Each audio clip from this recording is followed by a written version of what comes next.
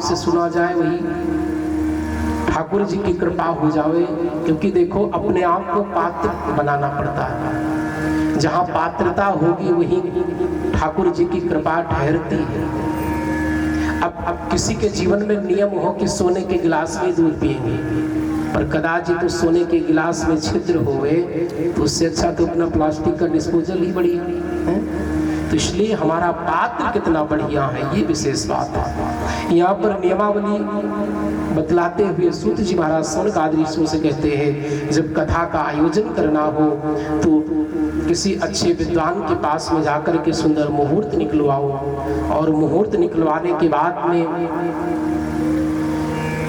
अपने गुरु का आश्रय लेकर के गुरु आज्ञा के द्वारा सुंदर वक्ता का चयन करें। और वो वक्ता भी कैसा होना चाहिए, जो ब्रह्मनिष्ठ हो, ज्ञानी हो।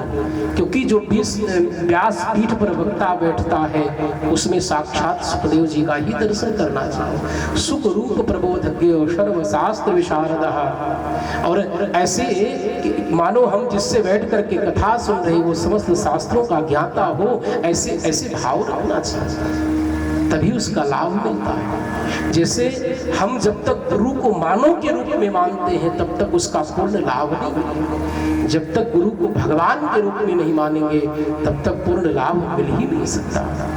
इसलिए कहते हैं कि ऐसे वक्ता का चयन करो जो भगवान की कथा को सहज रूप में समझा सके, सुना सके।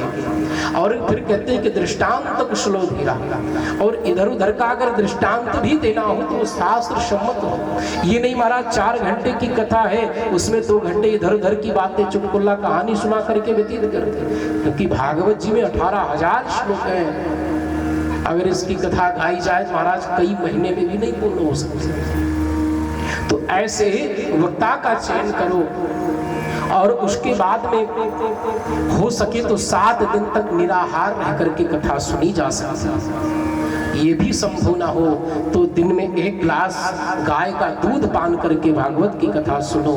ये भी ना हो सके तो 1 बार दिन में फलाहार करके और सायंकाल में अन्न कर लो, भोजन कर लो और भगवान की कथा सुनो। पर यहाँ तक कि छूट दे दिया, भोजनम तो बरम मन्ने, इतना भोजन करो कि कथा में जाने के बाद नींद ना आवे, पर दोनों समय चकाचक पा करके कथा सुनो।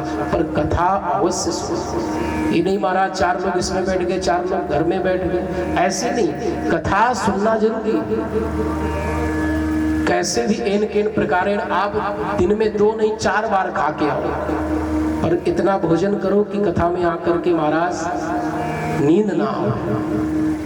और इस प्रकार से नियमावली को बतलाते हुए कहते हैं, जब कथा के माध्यम से बीच बीच में नाम संकीर्तन होने लगे तो खूब बढ़िया कीर्तन गाना चाहिए और खूब बढ़िया झूम झूम करके ताली सेवा करनी चाहिए, जय हो का घोष करना चाहिए। और सुंदर अगर ठाकुर जी की कृपा है तो भाव में आकर के ठाकुर जी के इस दिव्य आयोजन में नृत्य भी कर ले। ये सब बातें सुनी महाराज सब वहां पर बैठे हुए थे। प्रहलाद तालधारी तरलगत तया चोद्धवा कांसधारी वीणाधारी सुर कुशलतया राग करता अर्जुनो भूत, सब बड़े बड़े महाराज अमलात्मा बैठे थे।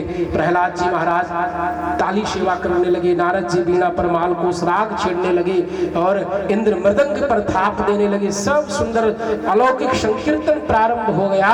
अब महाराज संगीत के 3 अंग, पहला वादन होना चाहिए, दूसरा गायन और तीसरा स्वरूप नृत्य का है।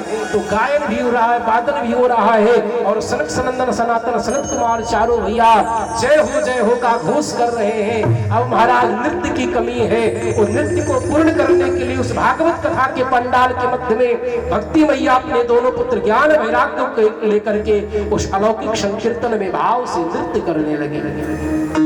बोले भक्तवत्सल भगवान की। आइए हम सभी लोग उस अलौकिक संकीर्तन में प्रवेश करें और आज की कथा का यहीं पर विश्राम होगा और नाम संकीर्तन करते आरती प्रसाद करते हुए फिर हम लोग अपने अपने गंतव्य की ओर प्रस्थान करेंगे। बोले भक्तवत्सल भगवान की जय हो।